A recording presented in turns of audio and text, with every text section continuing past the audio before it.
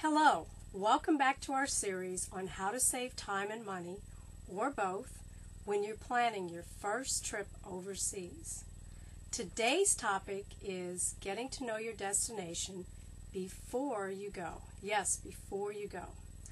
My name is Karla Scott, and I'm a world traveler who's had a lifelong passion for exploring new cultures. I'm really enthusiastic about getting the most out of my trips overseas, and I'd like to share some of what I've learned and a few suggestions with you. I've been traveling abroad, mostly alone, for almost 30 years now. In fact, I took my very first trip overseas when I was in high school. Yes, my high school French teacher took a group of us girls to France and also Italy and Switzerland. And what really inspired me the most was that in addition to the fact that our teacher taught us the language and all its nuances, she taught us about regional foods, about the geography, the history, winemaking, government, religion, current events, and what I have the most vivid memories of to this day is that as a 16-year-old girl, I remember looking into a pastry shop window in France and being able to name every single French pastry, and I could describe them and tell you all the ingredients. I enjoyed that trip immensely, and that ignited my lifelong passion for learning and exploring new cultures.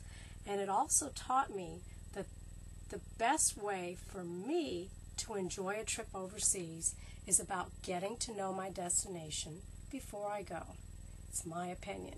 I can't understand roaming around a city and not knowing what I'm seeing or what I'm experiencing.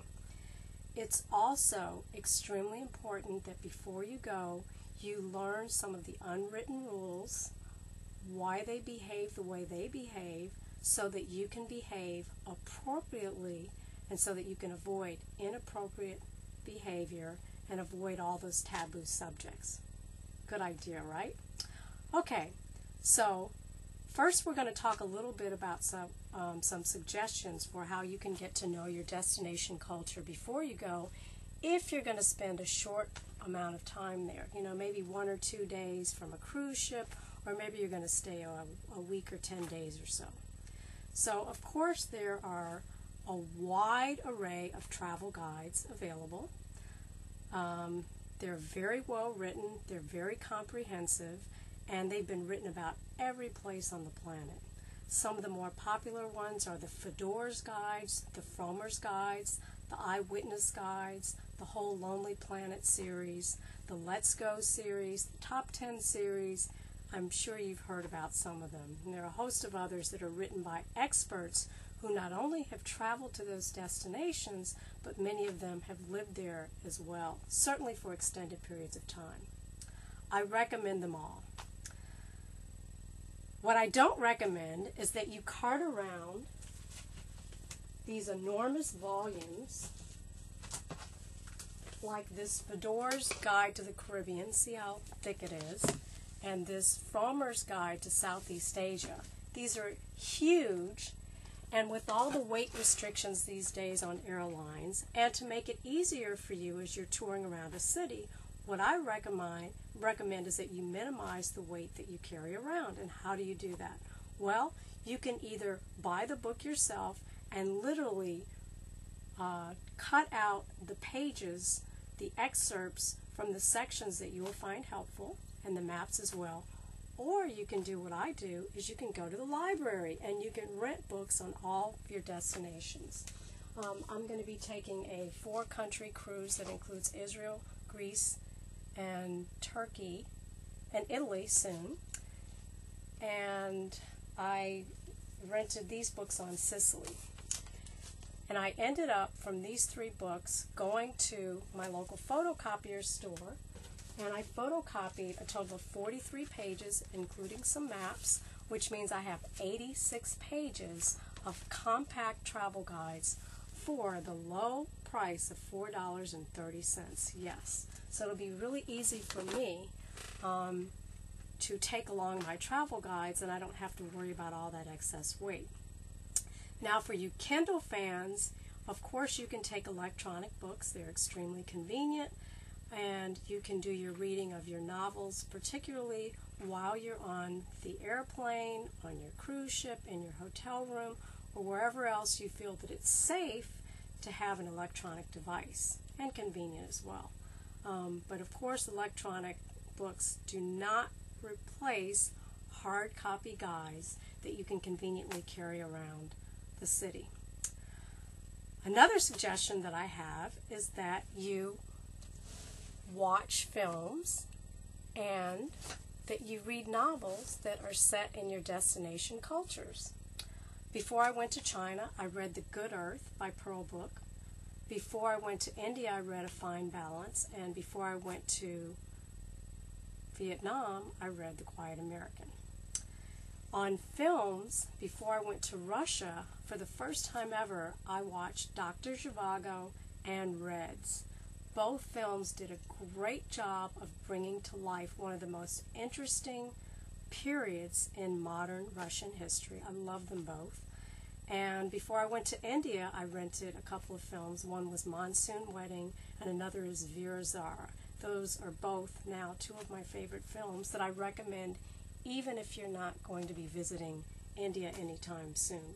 Bollywood does such a great job. They really helped me to experience a little slice of life in those cultures, and I had a much greater appreciation for what I was experiencing after I arrived. Another suggestion that I have is that you go to YouTube. Yes, go to YouTube and search for videos that are posted about your destination cultures. So there you find a wide array of everything from videos that were produced by professional travel companies to everyday tourists like you and I who just like to share their experiences. Now let's talk about some suggestions for those of you who are going to spend a little more time in your destinations. It's important that you gain a deeper understanding of the cultures before you go if you want to be effective in navigating those cultures. So my first recommendation is the Culture Shock series.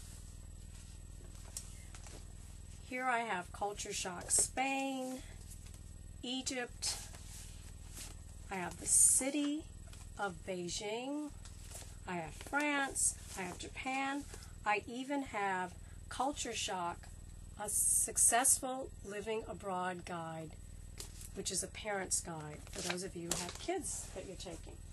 So why do I like this series? Well, they're easy to read, they're very compact, they each have about 250 pages, and they provide a comprehensive and I believe accurate portrayal of cultures. And as of this setting, they've written about at least 50 countries and cities. So I highly recommend the whole Culture Shock series. Another one of my favorites is Kiss, Bow, and Shake Hands, How to Do Business in 60 Countries. Now, this is very popular among business persons who are traveling abroad, but you'll also find it very helpful if you want to get a better understanding of the culture, because they provide 7 to 10 page overviews of the culture in general. They talk about behavioral styles, negotiating techniques, which is really important as you're shopping in many parts of the world, protocol, and business practices. Again, Kiss, Bow, and Shake Hands, another really popular intercultural communication guide. Another one of my favorites is entitled Understanding Global Cultures, Metaphorical Journeys Through 17 Countries by Martin Gannon. And this is what the author, Martin Gannon, says in describing this book. He says, the basic approach in this book has been to describe a nation in terms of a suitable and complex metaphor that could then serve as a guide, a map, a beacon for understanding and interacting with its members. So what they do is they write essays that help you to understand 17 different countries by way of metaphors, which are symbols of those countries. So, the essays are written about French wine, the Italian opera, the traditional British house, Irish conversations, the Turkish coffee house, the Israeli kibbutzim, the Japanese garden, etc. They're very elegantly written, they're extremely informative, and again, you may not want to take the entire book, you may just want to photocopy your destination culture, or these essays are so interesting and so informative, you may want to take that as some of your reading material for your whole trip. So I had a really hard time narrowing down my recommendations, but now here's my final recommendation. It will help you better understand your culture. It's called Material World. It's one of my favorite books. It's written by Peter Menzel.